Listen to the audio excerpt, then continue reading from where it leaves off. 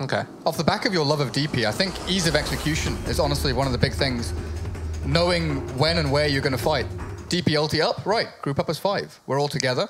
How does Mineski defend? They don't have any massive team fight outside of a Blink RP. Everything else is much more finicky and difficult to get off, whereas the Pango is very straightforward. You go in a straight line.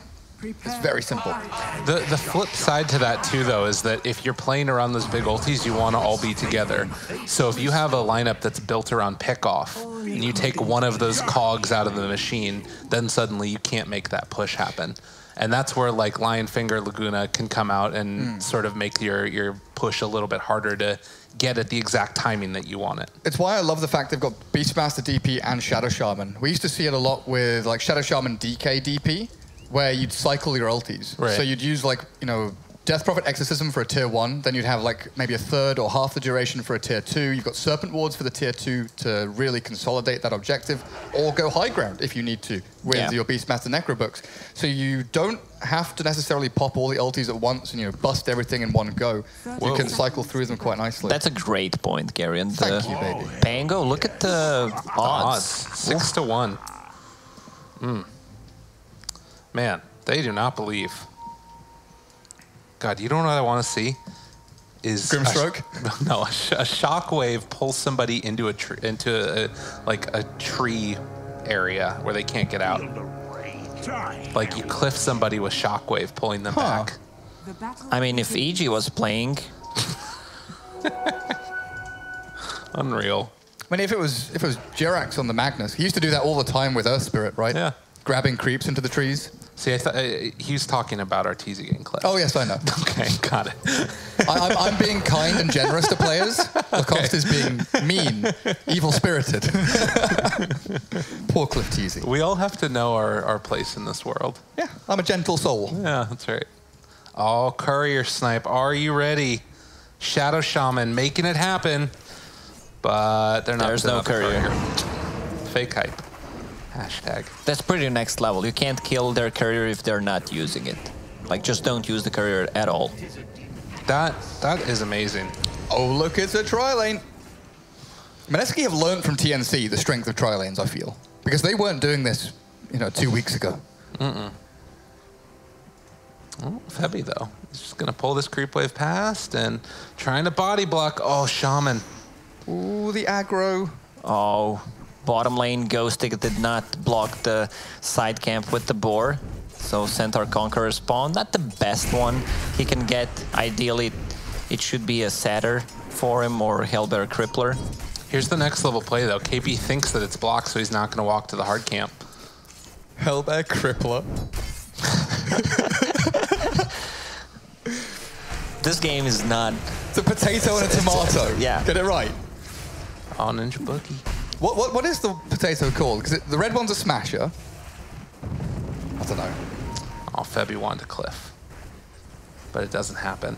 God, Shaman is just so good. Why are people not picking this guy? Because he's slow. Dude, he's so good, though. But he's so slow. Look, he's so slow. It's because of a dagger. He's got boots and he's still so slow. Whatever. It's like why people stop picking Deucer, I feel. You just can't move around the map fast enough. Like, you have to waste smokes, or you have to have early boots and expend your money on it. Or you have to very... Oh, Skewer. Oh, that's big. Ooh, got the one. And the chase forward. Poor old Slayer body blocks Nice in from the fire. slow person. He made it happen. Oh, PA was missing one CS to get herself to level 2 with that Phantom Strike. I think it would be more than enough just to close the gap and some extra damage on it. So they dodged the first blood. Now, still potential to happen. God, watch it. Look at this.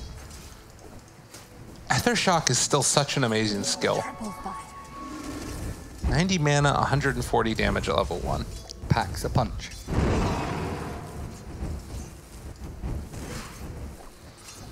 But mid lane, Lina versus DP, somewhat of an old school matchup, I think.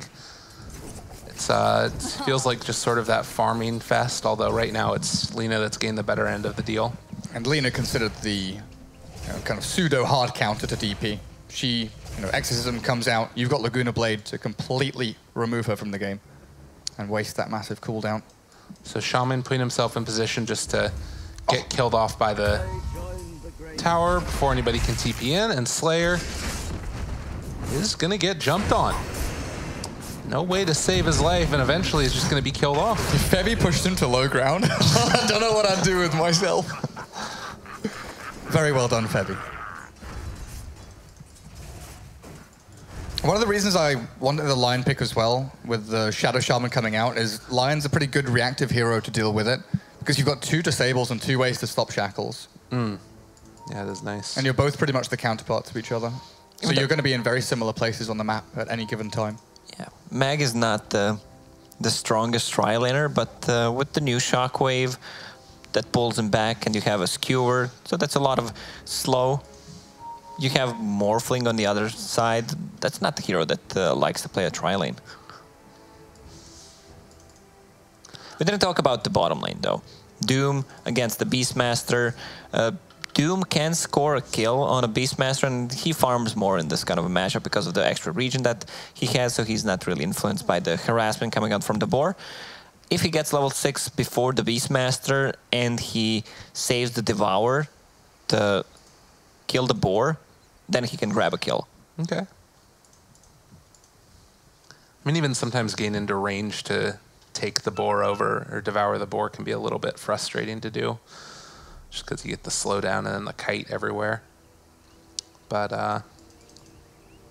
well, Lina has the Mantle of Intelligence on the ground right now.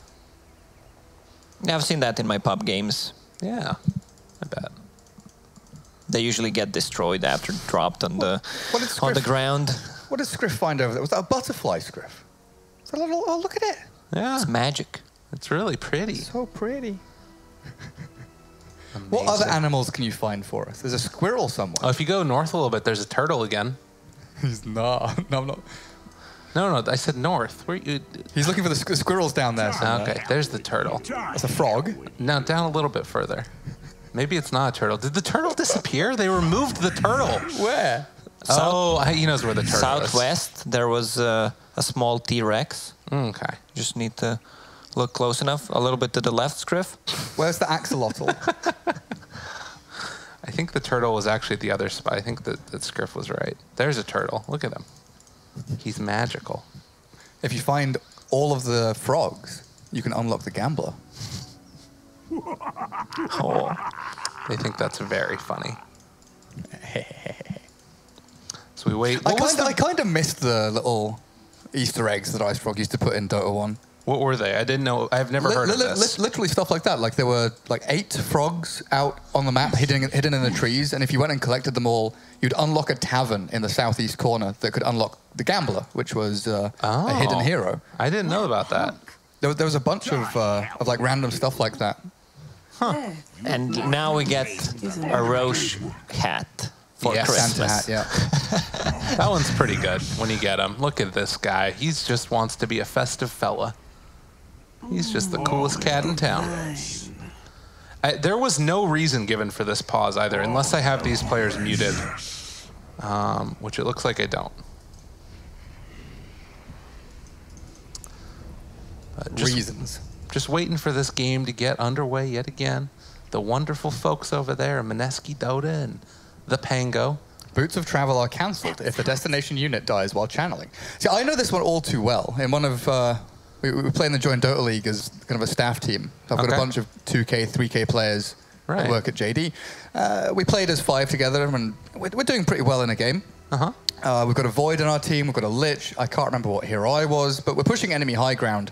Our Void goes in, dies at tier 3, buys back, and TPs to the creep wave. And the Lich is, you know, the old Lich with sacrifice. I can see where this is going. Yeah, so the Boots of Travel come in. Yeah. You don't have to finish that. Lich really wanted his mana. And it had to be from that creep. Lich is going to have your Boots of Travel. Lich is going to have your game. Amazing. Oh, we got the wonderful folks over here, too.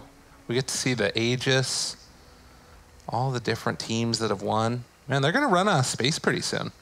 They're going to have to extend this down.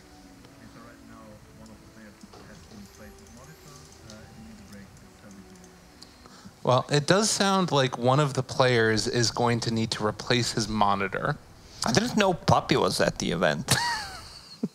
He just rocked up, you know? So because of that, we're going to head to a quick break. We'll be right back as soon as the game gets back underway. But just a short break while the player replaces their equipment, and then we'll be back in a second.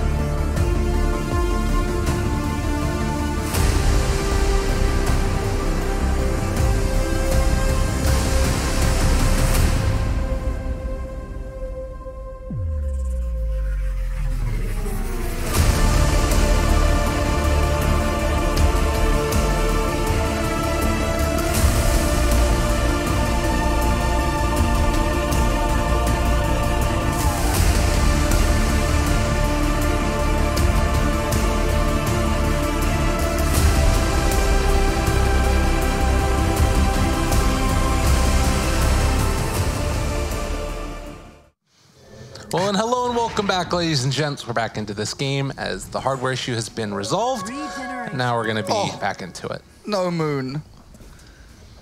Picked up the regen rune when Bottle was in backpack. No, you don't. No, not like this. Well, so that was the thing, is that he saw that up there Iceberg was going to potentially deny it. So it's like either take it or it's gone. But yes, frustrating for sure. That's something that makes you want to drop your items. I mean, you should be happy with just picking up that regen rune after using all of your mana, forcing Iceberg out of the lane. Lina's gonna hit level 6, and DP's not gonna be even level 5. Yeah, really putting the business on him.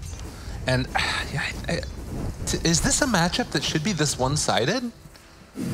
Pretty much. Okay. Oh. Almost getting the double skewer there up onto the high ground, but instead it's a double impale and then the jump forward. Not quite able to steal away that bounty rune as the shackles are going to connect as well. Trying to find this kill on the Ajit. They will lose the Shadow Shaman. Go, Febby, go. Gets both bounty runes. What a player. He made it happen, man. Now looks like Ajit won't get any more of that regen coming through. Needs another Purifying Flames. Is it enough in time? Not quite there. Febby pushes him closer and almost makes the PA lose her life, but Ajit lives. It was level 1 flames, right? Yeah. Yeah, I think barely enough HP on the PA to survive anyway. Would have been close. What's Slayer doing? Warding up.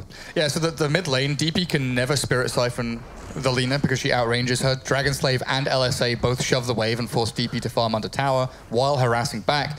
Oh, Moon's about to be so tilted. Oh, he's going to be so tilted. Why are there 3 heroes in my lane? Yeah. That's not the way you want it to go. Very irritating.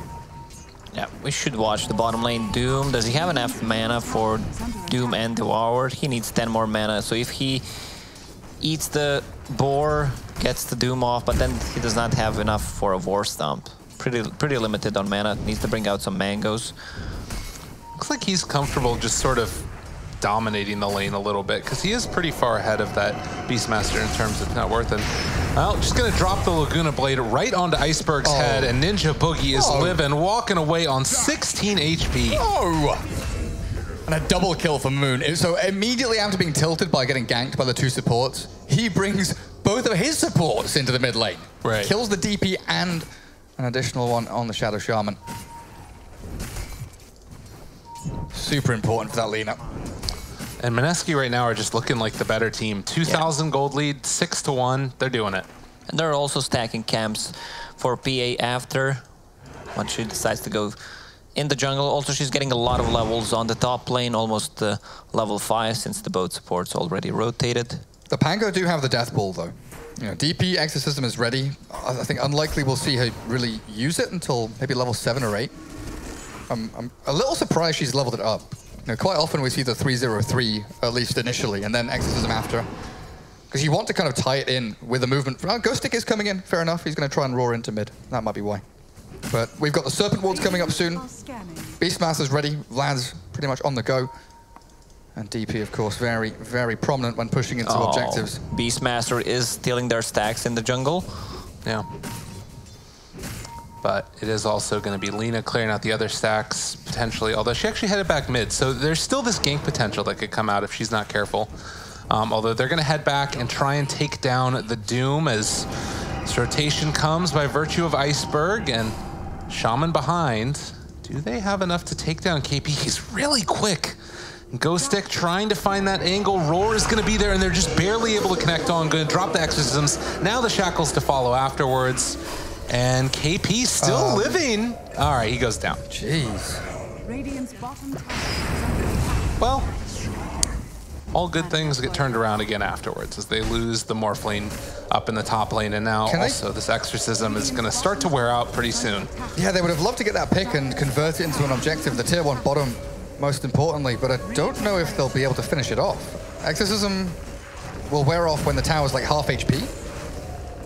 Yeah, the Radiant used Glyph before for some reason. And they're not TPing bottom. Okay. So trade-off there. Don't quite get the last hit on the tower. See if Mineski can get the other side of it, but it also seems unlikely that Pango are going to want to try and defend their top tier 1 without Exorcism or Roar. They're going to trade the towers. PA and Lina will manage to bring down the top one, and Pango already evading the jungle. KP waving at the Morphling. Yeah. Throws his hands in the air. Like he just don't care. So rotation towards the mid lane. We still have that Shaman. Not quite at level 6 yet, but we'll get close to it once the tome is finished off. But they'll still be able to pressure this tower, and this is the group up you were talking about. Make it happen. It's the only way the Pango can play, I feel. In this game, anyway. Have the Morphling sit back, safely farm the pocket somewhere. He's down in the southeast right now. Could easily go to the triple camp, but they do need to just brute force into these towers, knowing that Mineski only really have the Lina to wave clear and deal with them. But Lina's had such a good start to the game that she's level 8, closing in on level 9, and level 4 in the Dragon Slave already. Does a pretty good job at dealing with the creep waves coming in, especially when Shadow Shaman doesn't have level 6 yet. They're pinging out Phantom Assassin on the top lane, but they need to bring more numbers if they want to kill her. She also popped the blur so they can't see her. Right now they can. Slow down, Spirit Siphon. Still tough to make this work, and they're going to just get the Blink Strike away afterwards, jump into Febby. So yeah, nothing really to do there. Yeah, and you're kind of in an awkward spot now for the Pango, because Moon is just sort of sitting here and getting some pretty decent damage onto the tier 1 mid, and everybody's kind of left, so it's hard to defend.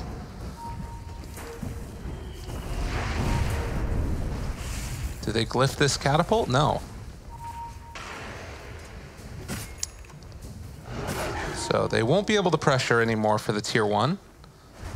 And Jaboogie will find another little hawk there, gets the ping afterwards. And they spot the smoke. They know. Yeah, Lion just hit level 6 with the Tome of Knowledge. They want to get a pick off. Ghosts going top. Ajit's down at about 2/3 HP. This is a little bit scary, but if you can get the Finger Laguna Blade combo off, it'd be really good. They reveal Ninja Boogie in just a second. Our Spike's going to connect. Light Strike Array, the Turmpin comes from KP. He's able to find the Doom, but in the midst of all of this, he's just ward trapped. But they did take down the Death Prophet. Not the best execution from Meneski. Also Ghostic with the great positioning and the Hawk. Shadow Managed Shaman. to take down Lion. Shadow Shaman is dead. Yeah, Shadow Shaman just cracked level 6, so when KP was TPing, he didn't know he was about to get ward trapped. Yeah. So he placed his TP very aggressively. Unfortunately for the Shadow Shaman, just about got the Serpent wards down, but it's, you know, expenditure of 2 big ultis for a tier 1, which they'd really already gotten, and they lose a couple of heroes in the exchange, so still decent trade out for Meneski. And you can see that huge injection of gold that can come out if they can clear through these ancient stacks. Likewise, though, Slayer, I think, spotted this ancient stack here, so he's going to realize what's going on and just places down a ward to get extra vision. Doesn't block the camp, it looks like. I like what Pango is doing. They're just moving from one lane to another as a group, while Morphling is farming on a different side of the map. Finger was used. What? It was up in the top lane. No, he just used it. 20 seconds ago, 30 seconds ago. Well, they find themselves the kill onto Ghostic after the tower goes down, and now looking for a little bit more. Eul Scepter lift up, Light Strike Array, gonna connect onto both of them. They also root up Iceberg, and KP looking to chase this one down, has another Referral Blade in 4 seconds. The slow is gonna be there as they find a crit, and KP fully diving in for this one. The buyback comes from Oracle, in fact, and that's gonna spell the end of the chase coming from Meneski, but they also do find Morph. Nothing else in the tank. If Alina was in position there. Yeah, Morphling can just get one shot and by PA's crit if he's not careful enough. There's Lina, Lion, and PA can all one-shot the Morphling, and there's Doom on top of it. It's a real rough game. Feb is also getting a lot of space. He was under-leveled, was level 4, 11 minutes in. Now he's level 6 and is only around 1,000 gold away from his Blink Dagger. And there's nothing the Pango can do apart from keep brute forcing. There's no nuance to their draft, really. They just have to keep going as four, push forward aggressively, look for objectives, find pickoffs, try and get in towards these tier 2s. But I think more importantly, they've got to start the Roshan timer, right? They've got to get the first Roshan under their belt so the second one can come up faster. And Naive there, he goes in kind of revealing the positioning, and that meant that Shaman couldn't get the Hex off. So KP responds, they rotate in and find that kill. Now another net, they're able to catch this Oracle. Yeah. This is really bad for Pango. I like how Meneski's playing. They are playing fast, and they're also going for more objectives. Like, they're not focusing the same target. KP realizes that he can chase with this End Snare and 4 points in Scorched Earth, extra movement speed. He can actually chase them down. They know they've got enough damage to kill multiple heroes. Like Oracle and Shadow Shaman, they're paper. They fall so quickly. Yeah, well, and that point that you talk about being able to chase down people with KP, he's finding kills that you probably still would be able to find, but maybe you wouldn't be able to because of that extra damage with the talent. Like, there's a lot of cool things going on that Meneski are doing. I'm liking it. Yeah, that's the thing about the lineups with the Doom in them. You need to have enough slow, enough catch potential to actually kill the target. How many times have you seen Doom just using it, let's say, on a life stealer, and with the build that he goes for, he just runs away from a team fight? Right.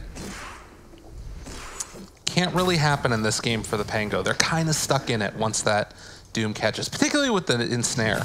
The great thing nowadays, though, with Dota, like, so a draft like this that the Pango have 2-3 years ago, you'd have maybe 1 or 2 chances. And if you failed with that snowball and the push, and your opponents, deflected your go, then it's kind of game over. And we would see, 15, 60-minute GGs. But, oh dear, Iceberg. Oh dear. I mean, he's living for a while. Roar came out on the other side, too, as they take down Ninja Boogie. But they do eventually get the Death Prophet. And, wow, this Shaman is bold as brass, but finds that Magnus. And they stick around and get the kill. He bought the Blink Dagger before he died, so no gold loss. And his DP with Exorcism ready, dead. So that's, 30, 40 seconds without the Pango pushing forward aggressively. And they also use the Shadow Shaman ward, so they can go for objectives. The first Roche should die after the next fight. Whoever gets a pick off, PA has Vlad's. Maybe they're just waiting for a Deso. That's going to be way easier with the Deso. She's going to farm it in the next minute or two. But yeah, nowadays you get... many more chances with Greaves, with Crimson Guard, Vlad's, all these kind of new or buffed up aura items. You can hit multiple timings later down the line with these kinds of drafts. Poor Slayer. Wait, the RP, what's happening in this fight? They find themselves another. Good false promise. And it's going to be able to keep the Death Prophet alive for a little bit, but he's eventually going to die as well. Doomed everything. That's unfortunate. I don't know what happened. Man, Mineski, like, this is the thing, too, is that when there's this chaos happening, it feels like they always know the right target to go on. They're like, all right, we can wait on killing that Oracle because Death Prophet shows for a second. The thing about their carries, he's not involved in any of the kills so far. 0, 1, 0. Like, yes, it's a morph, it's a late game hero, but he can still take a fight. Oh God, and Slayer, he just comes back in again. Mineski able to find him. Good Hex comes out, but KP, the net through midair, which means the shackles were interrupted. And they will be able to find this Shadow Shaman afterwards. They still try and run down KP, but the mag is waiting off to the side, ready to jump in. He doesn't have RP available, but could make some mischief happen with a skewer. Yeah, they don't want to fight around the shrine when it's up. So good reaction there from Mineski, just to get a pick off and then realize that with all the TPs and reaction from the Pango, it is time to back up. So we were talking about the strength of Death Prophet with the silence, but he hasn't actually leveled it up yet. Is this fairly normal still? I think he should have put 1 point in silence instead of a Spirit Siphon. You still have 4 points in Crypt's form to push out the waves, and you get so much more value and a team fight out of it. I feel like, yes, it's fairly normal, but I agree with Lacoste. I would like to see an adaptation here. I don't know about the Spirit Siphon. We sometimes see the value point in silence taken away from Crypt Swarm, where you go like 3-1-4. God, KP is not afraid. Light Strike Ray is completely off the mark, but they're probably just going to kill this Shadowman anyways, and wards were dropped. Mineski do not care. They are so farmed. Jump forward, find the catch. There's going to be the shackles, the finger, every dang thing thrown out onto his face. They don't quite hit the Light Strike Ray, but Laguna Blade comes out afterwards. Did they skewer someone? No, he didn't find anyone. Instantly pinging the Roche Pit. You know it's not going well for them when they are running away from Mass Serpent wards. It's gone off the rails. Like, if the Pango were meant to be a freight train, they're setting down the tracks, moving forward. All of a sudden, Mineski, they've taken it off. Absolute train wreck. 12k lead now for Mineski with the first Roshan, which it was desperately required for the Pango to actually, have a chance in this game. Well, it is going to be that Aegis on the PA now, and KP ready to blink forward, finds himself Mr. Iceberg. This net has gotten him so much value, but they do use the Eul Scepter. And now another Eul Scepter off to the side. They find themselves another kill. That's Slayer dead. And now they're going to chase for more. The Doom's going to come out. They mute. Aja chases. And it is going to be eventual death of the Shaman. The Roar is there as well. Naive trying to do something desperately at all, but it's not going to be there. He switches over to Strength form, but eventually dies as well. It's just like everywhere you look, somebody's dying. Yeah, Mineski actually feel that the Pango is extremely weak right now, and you could feel the hesitation at one point whether we go in or not. Then Doom is used, and suddenly everyone just groups in and goes for those kills. I mean, that's the thing that's crazy though, is that entire fight, Febby wasn't even there. He's picking up bounty runes. He knows what's good. Mineski like a pack of hyenas now. They sense the weakness. Only going for the tier 3. Safe option to fall back onto that Eastern Shrine. Beastmaster underneath the ward. He has to run. Yeah. I think Pack of Wolves is a good description there. They're Never said hyenas. I said hyenas, but yeah, same thing. It's okay. Sorry, Game of Thrones sharks, on the mind. Hyenas, wolves, dire wolves. Game of Thrones on the mind, my bad. Honey badgers. Honey badgers is also a very good one. Are they in packs? They aren't, but they may as well be. Like, one honey badger is like 7 wolves. Oh my god, they are insane animals. So Slayer died and Ghost Tick died simultaneously. Honey badger is stronger than Komodo dragon. Damn, dude. And Komodo dragons like rip your legs off. So Febby misses the shockwave, misses the skewer, but finds the RP. And now they're keeping Iceberg under wraps as he is just trying, he's animation canceling. And he senses that it was going to happen. Futile is their resistance. You can sense that Pango does not have an answer. This is like a headless chicken running around. If we're comparing animals, the players and the teams. The Pango right now reminds me of how Mineski played against TNC. Yeah. right? Like, they have no answer. They don't know what to do. Basically, you're just waiting for them to finish the game. Hoping for a mistake. All right, this is the point for the Pango. They're getting some items. They're going to group together, try and make the big play with the Death Prophet up, and Mineski back out. The big play. Smoke up, like push out the wave, smoke up, try and catch somebody on the retreat. Sure. It's a possibility. Anything's possible if you try hard enough. Let's see it. All right, there's the call. Time to go. Are they smoked? They're not. They are not. Okay. They do deward, though. They got that. Step 1, complete. Moon is... Step 2, don't lose your... She has yours. Fake it. Oh. Pros don't fake. God. Guna? Iceberg? Nah. He's good. They have the high ground now. There's a BKB on the PA and... Still have a minute and 40 seconds left on that Aegis. The trouble is the high ground that the Pango are holding is not their base high ground. Yeah, there's kind of some things going on off to the side here. They could throw out the adaptive strike for the long duration stun.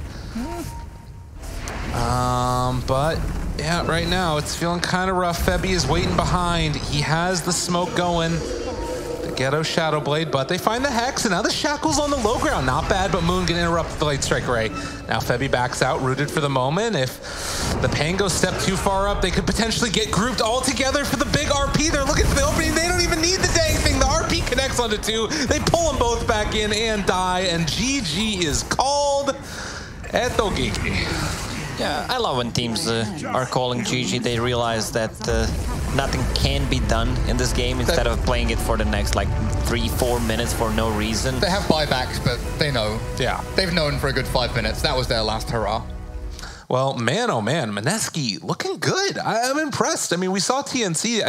I don't know if I'd necessarily say that like Mineski looked better than TNC, but these games looked more convincing, at least to me. I think you have to take their opponents into account, Yeah, right? that's fair.